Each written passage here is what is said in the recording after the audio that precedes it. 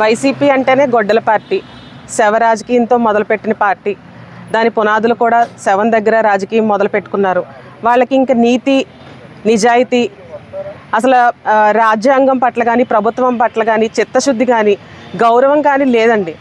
నాయకుడు ఎలా చెప్తే ఆ కింద పార్టీలో అందరూ కూడా అదే సజావుగా సాగుతున్నట్లుగా ఉంది వ్యవహారం చూస్తుంటే.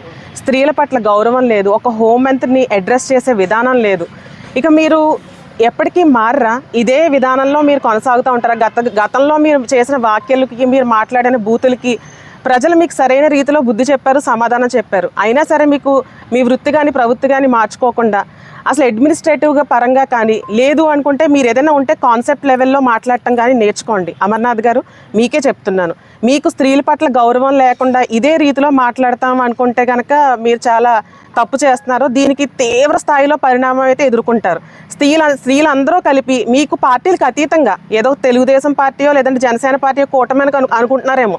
స్త్రీలందరూ కూడా మీకు సరైన రీతిలో బుద్ధి చెప్పడానికి రెడీగా ఉన్నారు. కాబట్టి మీరు మీ మీద కోడిగుడ్డు ఇట్లాంటి మాటలన్నీ ఉన్నాయి కదా, కాబట్టి అవన్నిటికి ఒక్కసారి ఆలోచించుకుని, పాపం మీ దగ్గర ఇప్పుడు బుల్లెట్ ప్రూఫ్ కూడా కారు కూడా లేదు, సెక్యూరిటీ కూడా లేదు, కాబట్టి ఒళ్ళు దగ్గర పెట్టుకుని మీరు వ్యవహరిస్తే చాలా మర్యాదగా ఉంటుందని చెప్పి మేము అందరం కూడా తెలియజేస్తున్నాము. ఏదైనా మీరు మాట్లాడాలంటే ప్రభుత్వం పట్ల చిత్తశుద్ధితో మీరు అడగాల్సిన అడ్మినిస్ట్రేటివ్ లెవెల్లో మాట్లాడితే మాత్రం మీ గౌరవాన్ని మీరు కాపాడుకుంటారని మేము అందరం తెలియజేసుకుంటున్నాం అని చెప్పాల్సిన అవసరం అయితే ఉంది. ఖబర్దారండి, మీ వైసీపీ పార్టీ గొడ్డల పార్టీకి రోజులు చెల్లిపోయినాయి.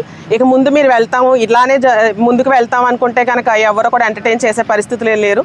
తస్మాత్ జాగ్రత్త.